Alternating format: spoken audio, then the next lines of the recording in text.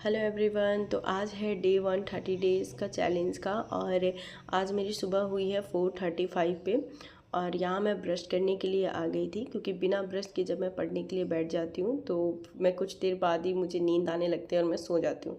इसलिए मैं ब्रश करके फेस वॉश करके ही पढ़ने बैठती हूँ। और अभी मैं यहाँ पे अपने लिए मॉर्निंग ड्रिंक बना के लेके आ गई हूँ और इन सब चीज़ों में मुझे 5-10 मिनट का टाइम लग ही जाता है, मैक्सिमम 15 मिनट्स। और यहाँ 4:49 हो रहा है।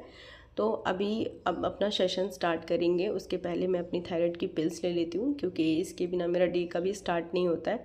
और आज मैं कर रही हूँ, सबसे पहले मैंने स्टार्ट किया है यूपी स्पेशल करंट अफेयर्स, क्योंकि अभी मैं अगर बुक रीडिंग करूँगी तो मुझे नींद आ जाएगी, इसलिए मैंने इसी से स्टार्ट किया है। तो मैंने इसमें 3 पॉइंट्स को कवर किया है और मैंने ये टारगेट रखा है कि रोज़ मैं थ्री टॉपिक्स को कवर करूँगी। और ये मैं पीडब्ल्यू से ही कवर कर रही हूँ क्योंकि जो मैंने मंथली कंपाइलेशन विजन आईएएस की ली हुई है उसमें करंट अफेयर है, बट ऐसे यूपी स्पेशल का नहीं है। तो मैंने आज कवर किया है चीफ मिनिस्टर का जो अवार्ड था उसमें थोड़ा बहुत बचा हुआ था तो उसको कवर कर लिया था। उसके बाद से मैंने Bharat Ratna Shri Atal Bihari Vajpayee saving of state scholarship scheme है तो मैंने उसे कवर किया है। और लखनऊ मेट्रो रेल प्रोजेक्ट, ये 3 टॉपिक मैंने अच्छे से कवर कर लिया है। और इसको कवर करने के मैं पढ़ते भी जा रही थी साथ साथ में। और मैं ऐसी पर्सन हूँ जिसको कॉपी पे लिखने से ज़्यादा समझ में आता है। मैं पीडीएफ्स के साथ बिल्कुल कंफर्टेबल नहीं होती हूँ। जैसे बहुत लोग होते हैं ना कि वो पीडीएफ से लैपटॉप पे ही पढ़ लेते हैं या टैब पे पढ़ लेते हैं, तो मैं ये वैसे चीज़ों को भूल जाती हूँ। तो मैं लिखने में ही कंफर्टेबल होती हूँ। मॉर्निंग में मेरी सिर्फ 1.5 घंटे की ही पढ़ाई हुई थी क्योंकि मेरा बड़ा वाला बेटा बहुत ज़्यादा बीमार हो गया था और फिर उसको बहुत ज़्यादा वॉमिटिंग हो रही थी तो मैं चली गई उसको देखने के लिए। और इसको 103 फीवर था और मुझे समझ में नहीं आ रहा था कि कैसे सारी चीज़ें हैंडल करूँ। दोनों बच्चे बीमार हो गए थे। बड़े वाले बेटे को ज़्यादा फीवर था तो थोड़ी देर इसके पास में बैठी थी। उसके बाद से अब मैंने सोचा कि अब चलते हैं काम करने के लिए। वो सो गया था, अभी भी उसको फ़ीवर था। छोटे वाले बेटे को मैंने फ़ोन में इंगेज कर दिया थोड़ी देर क्योंकि उसका फ़ीवर अभी उतर गया था। और यहाँ मैं जल्दबाजी में ये सोच रही थी कि मैंने 8 आवर्स का टारगेट लिया है तो मैं जल्दी जल्दी किचन का काम ख़त्म करूँ, सारी चीज़ें कैसे मैनेज करूँ, मेरे दिमाग में बस यही सब चल रहा था। और दूध भी पूरा फैल गया और मैं इसको क्लीन कर रही थी। और मैं यही सोच रही थी कि जब भी मैं सोचती हूँ कि आज ये करूँगी तो कुछ ना कुछ हो जाता है और मैं वो कर नहीं पाती हूँ। फिर भी मैंने जैसे भी करके थोड़ा मैनेज किया और वापस मैं पढ़ने के लिए आ गई थी। और बार बार डिस्टर्ब हो रहा था तो मैं कोई क्लास या कुछ भी ऐसा नहीं करी थी। तो मैं यहाँ पे प्रीवियस ईयर क्वेश्चन और जो मॉडल आंसर होता है उसे ही देख रही थी। और आज मैंने हिंदी का, जैसे मैंने बताया आपको कि मैंने पीडब्ल्यू के क्लासेस ज्वाइन किए हुए हैं, तो मैंने वहीं पे मैं देख रही थी जो प्रीवियस ईयर क्वेश्चंस हैं और मॉडल आंसर है। फिर मुझे आज समझ में आया कि क्वेश्चन का लेवल कितना टफ़ है।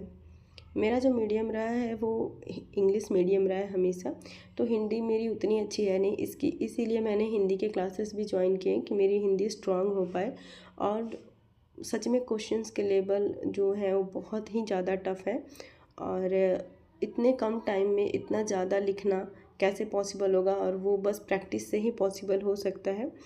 और यहाँ देखिए जो भी क्वेश्चंस हैं, और मैंने आज हिंदी लैंग्वेज का और ऐसे का दोनों ही पेपर चेक किया था।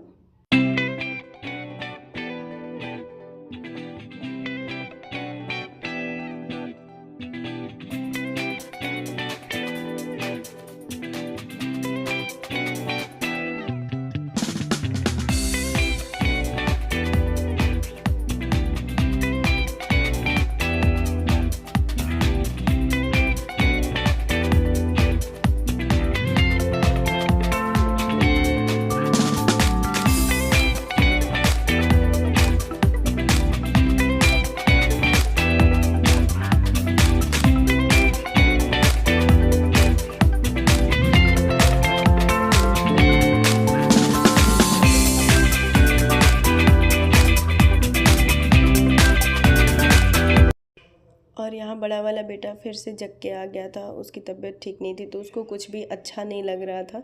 और उसका मन भी नहीं लग रहा था। तो मैंने उसको बोला कि तुम मेरे पास ही बैठ के देख लो फ़ोन में।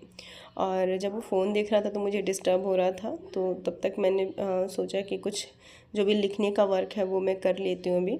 और फिर मैं आ गई थी चाय बनाने के लिए, हस्बैंड को चाय देनी थी क्योंकि अब मेरा टाइम हो रहा था, मुझे ट्यूशन भी जाना था।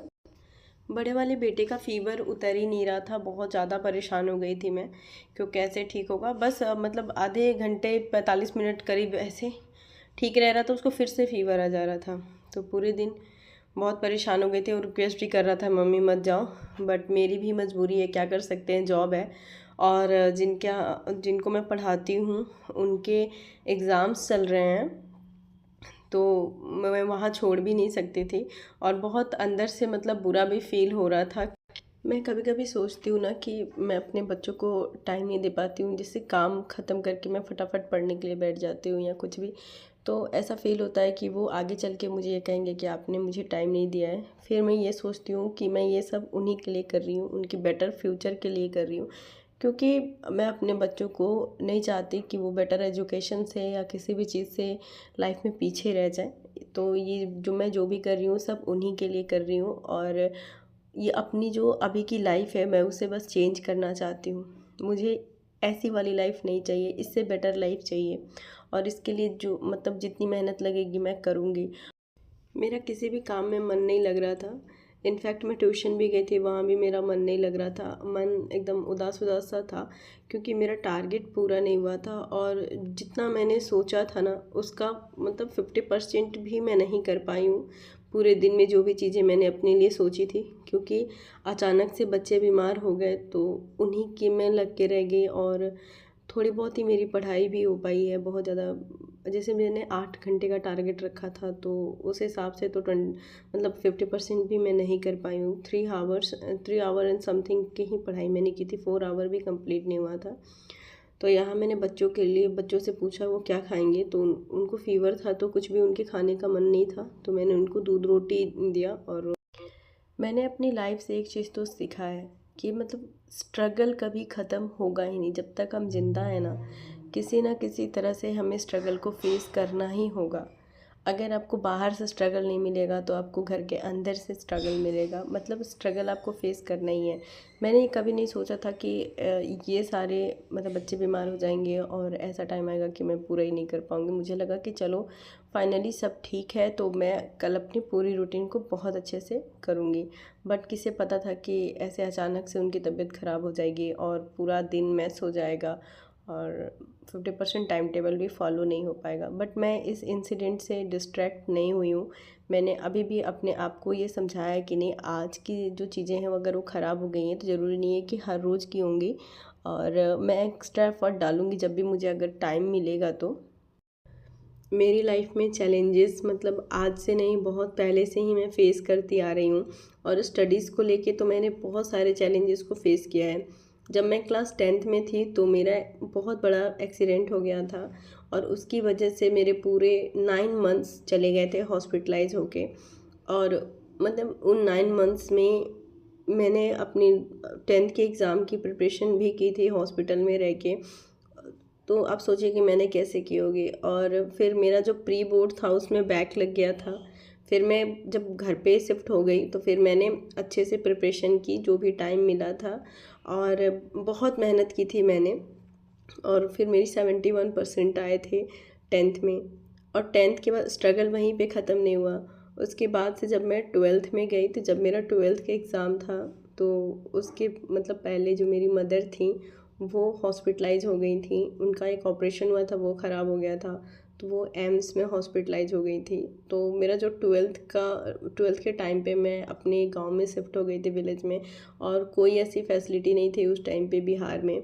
और मेरी बिल्कुल भी स्टडी ही नहीं हुई थी और सेल्फ स्टडी ही बस मैंने किया था। मेरे पास सिर्फ 5 बुक्स थे और उनके थ्रू मैंने पढ़ के और अपना जो 12th का एग्ज़ाम है वो दिया था और मेरे 52% आए थे। एटलीस्ट मैं पास हो गई थी जबकि मुझे उम्मीद भी नहीं थी। और ऐसे ही मैंने अपना ग्रेजुएशन भी दिया है शादी के बाद। और आगे मेरी जो भी क्वालिफ़िकेशंस रही हैं सब में बहुत ज़्यादा स्ट्रगल रहा है। तो मैंने ये एक्सेप्ट कर लिया है कि मुझे जो भी आज तक मिला है वो बहुत ज़्यादा स्ट्रगल करके मिला है। तो मेरे रास्ते में हर्डल्स आएंगे, मुश्किलें आएंगी, मुझे उनसे हार नहीं माननी है और किसी भी तरह से उनको पार करके और अपनी लाइफ में इन चीज़ों को अचीव करना है। तो आज की वीडियो में कुछ भी अच्छा लगा होगा तो लाइक शेयर एंड सब्सक्राइब किए बिना मत जाइएगा।